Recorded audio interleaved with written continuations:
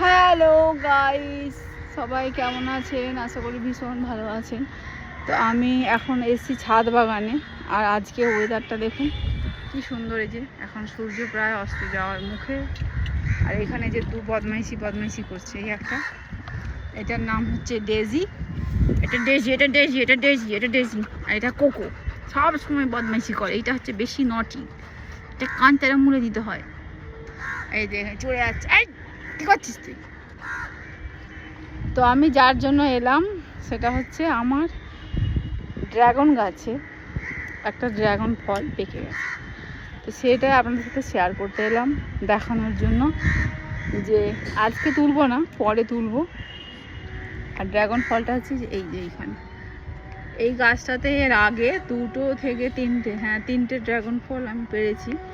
আর এই ফলটার ভেতরটা পিঙ্ক কালারের, আর খেতে বেশ ভালো, মিষ্টি। মানে খুব একটা, অনেক ড্রাগন হয় না মানে মিষ্টি হয় না, বাট এটা খুব মিষ্টি ড্রাগন। যদিও ওই পুরো ড্রাগন বাগানটা যেটা দেখাচ্ছি এটা পুরোটাই কিন্তু আমার মায়ের হাতের তৈরি। এখানে আমার কোনো ক্রেডিট নেই।